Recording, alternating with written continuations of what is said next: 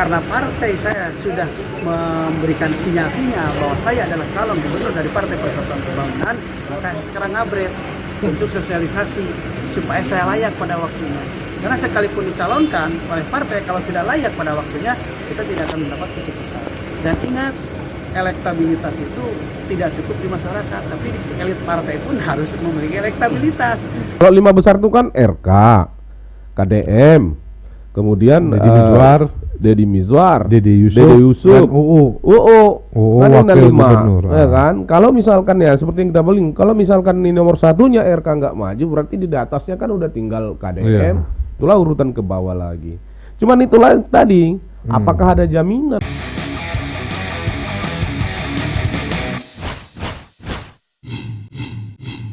Selamat datang kembali di channel Satrio Bushido Library buat teman-teman, dan terima kasih setelah mensupport channel ini untuk terus maju dan berkembang. Mohon maaf kita agak lompat-lompat update-nya karena memang masih ada pekerjaan lain yang harus kita selesaikan. Oke, hari ini kita langsung to the point aja. Ini merespon dari video yang kita upload beberapa hari yang lalu bahwa masuknya Ridwan Kamil ke Partai Golkar dan salah satu elit Partai Golkar, ada semacam analisa-analisa. Nah, kemudian teman saya Mas Nugroho coba mengajak saya untuk berbicara tentang pendapat saya tentang bagaimana peluang suksesi pilkada di Jawa Barat atau Gubernur Jawa Barat di 2024. Apa mau ditanya, Mas? Ya, kita kan melihat bahwasannya Ridwan Kamil hari ini ada wacana maju di pilkada DKI untuk gubernur gitu kan. Jadi situ aja dulu kalau saya bicara kita pilpres ataupun bicara cawapres. Bicara pilkada gubernur DKI berarti untuk pilkada gubernur di Jawa Barat menguntungkan Kang Deddy sendiri ya, dalam untuk meraih kursi gubernur tersebut di 2004 bulan 11. Bagus dong. Jadi jadi tanggapan Bung gimana, ataupun memang sudah serta-merta bisa direalisasikan dengan Deddy untuk merebut jabatan itu gitu, ataupun langkah-langkah selanjutnya akan diambil Kang Deddy untuk menjadi gubernur Jawa Barat. Kalau aku nggak tahu ya, saya karena mungkin saya nggak punya basic jadi politisi partai ya. Kalau saya ngelihatnya gini, saya nggak bisa 100% percaya dengan skenario itu. Artinya analisa-analisa itu kan memungkinkan seperti yang kita sampaikan di hari sebelumnya di video itu. Walaupun sekarang di komentarin itu banyak bahwasanya gubernur. Artinya yang akan gubernur 2024 itu seolah-olah ada yakini bahwa itu Kang Deddy Mulyadi dapat dengan mudah dimenangkan. Tapi saya 100% nggak bisa meyakini. Meyakini itu karena ini kan soal politik, ada banyak kemungkinan yang terjadi yang bisa seketika juga merubah keadaan gitu ya kan. Karena kalau kemarin kan kita beranggapan bahwa ini bagian dari upaya Golkar untuk menaikkan kembali ya kekalahan mereka di beberapa kali pemilu ya kan. Saya bilang menaikkan citra Golkar lah, karena kita tahu di Jawa Barat itu sebagai sebuah kantong suara untuk bicara pemilu legislatif itu cukup besar, cukup signifikan bicara nasional untuk Golkar, mungkin itu kan. Ya, nah itu kalau saya pikirannya di situ. Tapi kalau soal elektabilitas, popularitas, menurut saya kalau kita bercermin atau memakai data lembaga survei carta politika yang terakhir misalkan, ya memang urutan kedua itu KDM. Urutan pertama itu Ridwan Kamil. Artinya kalau Ridwan Kamil tidak bertarung lagi, berarti urutan pertama ya tinggal dinaikin aja gitu kan. Kalau misalkan jadi DKI atau cawapres misalkan RK-nya berarti di posisi 1 ya dia. Berarti kecenderungan dan kita lihat pun survei itu nomor 3 jauh perbedaannya gitu. Dan itu kecenderungan di sana berarti menginginkan KDM jadi gubernur. Tapi kan pertanyaannya kan ada mekanisme partai yang di antara dua ini masih ada kemungkinan akan ya bisa dibilang ada kemungkinan akan bisa mempengaruhi secara keseluruhan kondisi konstelasi politik Jawa Barat kalau misalkan seperti yang kita sampaikan tadi.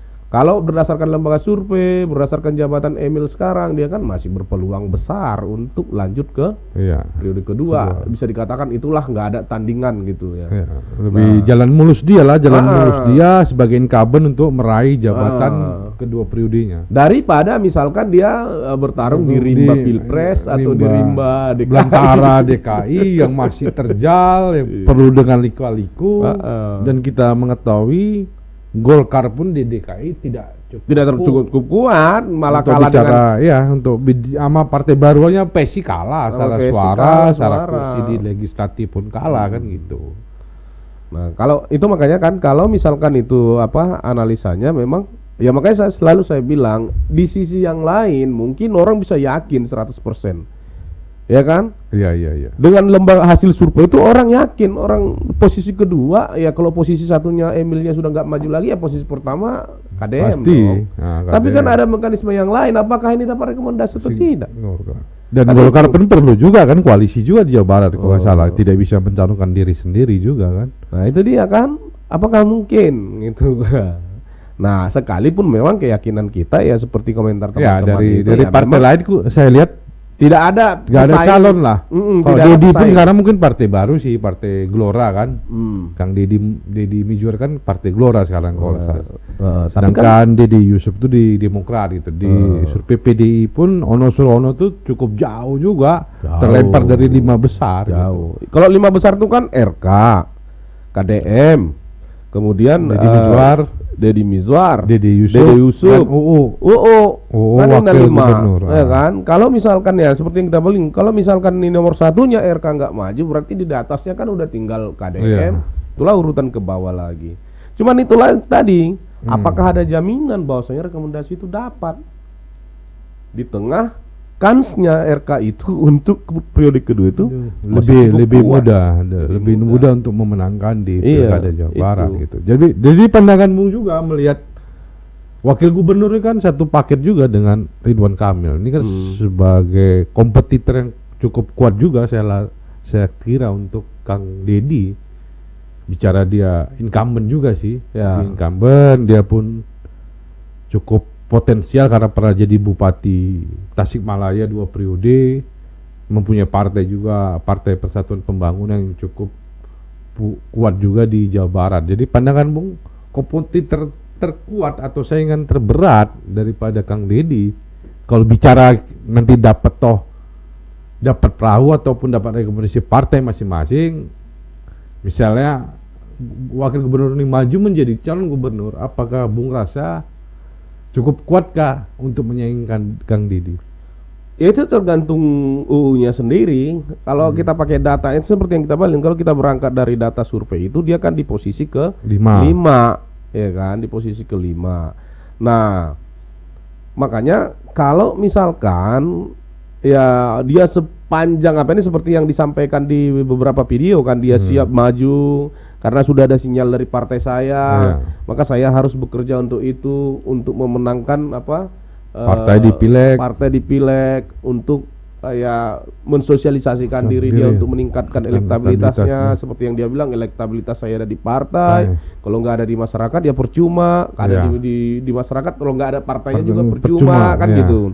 Nah, artinya kalau misalkan dia mendorong kerja-kerja pengorganisiran simpulnya itu ke seluruh kabupaten kota di Jawa Barat, aku rasa ya bisa juga berpotensi untuk menjadi salah satu kompetitor kuat. Tinggal menurut saya itu adalah ya ini kan sebentar lagi paket ini kan selesai nih. Ya, paket. Sekarang apa jembatannya untuk mendorong silaturahmi itu? Ya paling partai. Kalau enggak ya jaringan-jaringan ormas paling itu. Kan itu. Nah, sekarang kan masyarakat itu yang paling penting itu adalah bagaimana mereka mengerjakan sesuatu di tengah-tengah masyarakat. Dan KDM bisa mendapatkan itu bukan karena strukturalis, bukan karena struktur, apakah struktur ormas, struktur partai dia bisa mendapatkan popularitas tinggi itu. Tetapi bagaimana dia dilihat masyarakat kerja, bagaimana masyarakat menilai kinerja sosial dia, kinerja dia sebagai anggota kerja politiknya sebagai anggota DPR RI, kemudian pendekatan-pendekatannya secara kebudayaan. Nah, ini yang dinilai sehingga dia naik menjadi posisi kedua di survei itu gitu. Iya. Nah, artinya gini, Kalau saya bilang tidak akan mungkin kompetitor kuat, ya terlalu Terlalu naif juga kita melihat gitu karena ya. dia pun incumbent gitu. Karena dia sekedar incumbent. wakil gubernur tapi incumbent. Iya, apakah kecenderungan nanti kalau misalkan RK nggak maju akan dilimpahkan ke dia karena kedekatan emosional lebih dekat. Kan dia tahu juga kan. Emosional politik lebih dekat, pernah bersama. Gitu. Nah itu dia, makanya ya ini ya pesan ya buat teman-teman, kalau misalkan bersemangat ingin mendorong KDM itu untuk Jabar 1, ya hal-hal seperti ini memang harus mesti dianalisa setiap hari, mesti dibuat pemetaan, kemudian dilihat bagaimana progresnya fans KDM itu atau pendukung Kang Deddy Mulyadi itu, bagaimana mereka mencerna informasi-informasi yang muncul di publik. Seperti salah satu yang saya bilang tadi, nggak bisa serta-merta 100% percaya juga bahwa RK masuk ke Golkar itu adalah DPP adalah untuk menarik atau tidak lagi mempercayakan RK di Jawa Barat. Nggak bisa juga itu bisa 100% diyakini gitu. Terus yang kedua yang Mas tanya tadi, apakah ada kompetitor besar? Ya nggak bisa juga dinafikan. Seperti wakil gubernur sekarang, dia bisa aja bekerja terus melakukan sosialisasi dengan kerja-kerja dia sebagai wakil gubernur. Dia bisa mengunjungi seluruh daerah, bisa mengunjungi seluruh kabupaten kota, bisa mengunjungi seluruh kecamatan di Jawa Barat selama sisa periodenya ini sampai akhir 2023 nanti kan gitu. Itu makanya saya bilang, kalau melihat Jawa Barat itu ya menariknya itu ya dari sisi sosok memang nggak terlalu banyak, paling 5 itu yang kita perhitungkan ya. Paling nanti ya wakil-wakilnya lah. Jarak persen-persennya pun jauh-jauh berbeda. Yang menarik yang menarik itu cuma 2 hal. Ridwan Kamil, KDM. Problemnya orang ini satu kendaraan gitu. Satu partai ya. Jadi siapa? Jadi yang penentunya nanti siapa yang akan ditandatangani mendapatkan rekomendasi tiket ke KPU untuk diajukan menjadi bakal calon atau calon gubernur Jawa Barat. Kan itu yang jadi semacam menariknya itu yang paling menarik. Kalau menurut saya, kalau soal elektabilitas, popularitas, kemudian ya semua orang ini sudah pasti mampu lah, punya jaringannya masing-masing lah ya. Itu. Iya, jadi kita melihatnya kan hari ini survei itu telah membuktikan bahwasannya 2 tokoh besar Jawa Barat ini satu partai, sama-sama pernah juga calon gubernur, kok nggak salah Kang Deddy wakil gubernur, sama Deddy Miswar, telah berpengalaman di birokrasi maupun di legislatif Kang Deddy. Maka itu jadi perbincangan hangat juga di Jawa Barat bicara gubernur ke depan gitu kan, sampai survei pun menempatkan mereka di 2 besar gitu. Dan kompetitor lain kita lihat elektabilitasnya masih lemah, biarpun sekelas wakil gubernur masih lemah secara kualitas, secara elektabilitas dan popularitas gitu. Mungkin langkah-langkah Kang Deddy ini kan cukup diharapkan di masyarakat Jawa Barat untuk lebih mempermulus dia menjadi gubernur. Langkah-langkah politik itu kan memang hari ini kita lihat bisa di YouTube-nya lah, kinerja sosialnya, bicara kinerja sebagai seorang legislatif, sebagai DPR, membantu masyarakat miskin, masyarakat yang kurang mampu, itu nampak gitu. Tapi kerja nyata secara politik itu maksudnya turun ke daerah-daerah lain gitu, misalnya ke Tasik yang ujung atau ke Cirebon gitu kan, perlu langkah-langkah politik ataupun pembangunan jaringan harus dilakukan. Mungkin itu. Nah itu tadi karena karena di KDM-nya sendiri belum ada semacam ya kalau bahasa kasarnya nggak ada ambisi gitu.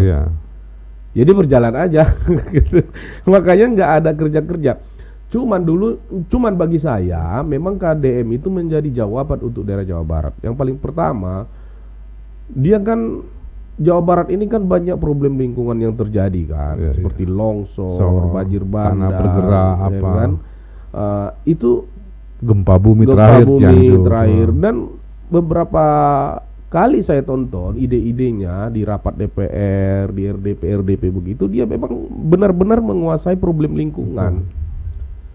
Nah, itu salah satu menurut saya yang jadi semacam modal bagi Jawa Barat untuk merumuskan kembali rencana tata ruang Jawa Barat itu seperti apa nanti ke Iya. depan. Nah, itu penting karena ya semua kehancuran, longsor, banjir ini kan soal tata ruang. Yang tidak harus area pertanian dibuat area pertanian, Iya, yang tidak harus harus. pemukiman dibuat jadi pemukiman, kan itu problemnya. Ya, perindustrian Nah. jadi perindustrian, padahal bukan daerah perindustrian. Nah, itu makanya ya warga Jawa Barat harus melihat bukan hanya semata-mata apa yang berkembang di masyarakat kota, sudah dibangun ini, sudah dibangun ini, sudah dibangun ini, jangan melihat itu terus. Tapi lihat bagaimana masa depan lingkungan alam Jawa Barat itu. Itu satu menurut saya dia menjadi jawaban. Terus yang kedua soal toleransi. Ya kan? Saya lihat beberapa kegiatan KDM itu tidak ada yang bersinggungan, artinya ya kalau bahasa Mengandung ininya, unsur sara lah. tidak ada yang membawa-bawa isu A, B, C, D gitu ya. Dia lebih konteksnya itu hal-hal sosial gitu. Ya, kemiskinan, kemudian korban kebijakan negara, korban ilegal tambang ilegal atau galian-galian ilegal. Itu yang sering diadvokasi gitu. Jadi maksud saya itu dia lebih melihat ya problem sosial masyarakat itu ya general, enggak hanya berdasarkan klaster-klaster gitu. Nah, itu penting karena ya bukan semata-mata soal gubernur ya soal itu ya, tapi soal bagaimana kepemimpinan itu hadir menjadi solusi terhadap problem yang terjadi di masyarakat gitu. Itu kira-kira Mas. Jadi serunya itu. Jadi kalau tapi nggak seru juga gitu kalau nggak kita lihat Kang Deddy turun di Cirebon gitu, turun di Kuningan gitu, turun di apa mungkin di Cianjur kemarin turun membantu, saya lihat di YouTube membantu waktu kejadian gempa kan, ke daerah lain yang paling ujung gitu, paling ujung Jawa Barat itu. Jadi makin apa denyut pilkada itu makin kompetitor yang makin panas, ataupun ini kan masih adem-adem aja. Yang kepanasan sebenarnya sebelah Kang Deddy, bukan Kang Dedinya kepanasan saya lihat kan gitu. Tapi kalau turun jelas ke bawah ke Kabupaten Kuningan, Cirebon sendiri gitu kan, atau ke Indramayu gitu, ini kan akan menghangatkan suasana politik di Jawa Barat untuk menuju Pilkada 2024. saya nggak tahu, mungkin karena memang belum ada semacam kepastian juga Ya. buat apa ya kan, karena ya semua itu kan tergantung pada apa yang menjadi keputusan partai politik kan gitu. Rekomendasi Kan itu dulu yang paling utama. Kalau misalkan partai politiknya misalnya masih bekerja untuk mengamankan hasil atau mengamankan perolehan suara di Pilpres dan Pileg 2024, saya kira mungkin ya mereka masih konsentrasi di situ karena dapil dia memang masih daerah situ-situ aja. Ya kan, ya itu aja yang dikerjain. Tapi ya kalau hal-hal yang berbau sosial, misalkan kayak sumbangan, saya kira dikerjakan. Kayak kemarin dulu ada korban perkosaan yang beberapa anak santri itu juga diadvokasi. Kemudian ada banjir bandang dulu di daerah Garut kalau nggak salah, atau di mana itu ya turun juga. Karena itu menyangkut komisi dia gitu, di komisi 4 gitu. Tapi kalau yang berhubungan langsung secara politik soal peluang di pilkada, saya kira KDM belum ada melihat belum ada sesuatu yang perlu dikerjakan gitu loh. Iya. Ya jalan aja, mungkin itu aja pikirannya. Kita aja kan yang berharap ini. Ya mungkin berharap sedulur KDM, Pans KDM, sahabat KDM, ataupun apa namanya yang menjadi relawan KDM di tiap-tiap kabupaten kota yang ada di Jawa Barat itu terlalu banyak berharap untuk Kang Deddy Mulyadi dengan mulus menjadi gubernur Jawa Barat, supaya dampak dari kebijakan Kang Deddy bisa dirasakan masyarakat Jawa Barat seluruhnya. Mungkin kalau itu memang itu harus di situ kesadarannya. Harus itu disadaran para pendukung itu harus kesadarannya di sana.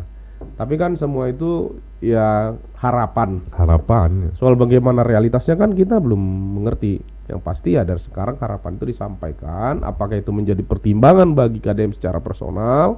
Apakah itu dari pertimbangan nggak bagi partainya KDM secara kelembagaan politik, ya itu soal nanti. Yang pasti ya semua fans-fans yang jutaan ini ya mereka mungkin sudah punya perspektif bahwa Bapak ini jangan hanya gini-gini aja, harus jadi pengendali kebijakan agar problem-problem sosial ini bisa diselesaikan lewat kebijakan, bukan hanya menyelesaikan masalah hilir. Nah, mungkin itu. Ya mungkin lewat video ini kita sampaikan kepada teman-teman semua. Iya. Perlu Anda pikirkan itu. Perlu dipikirkan memang.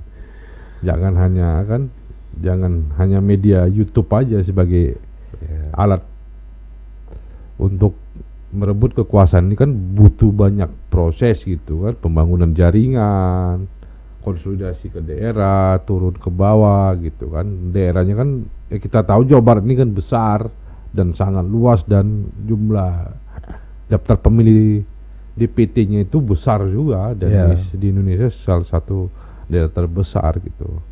Jadi jangan terlena juga saya rasa fans KDM ataupun Kang Deddy Mulyadi lain juga, karena waktu terus berjalan itu. Ya.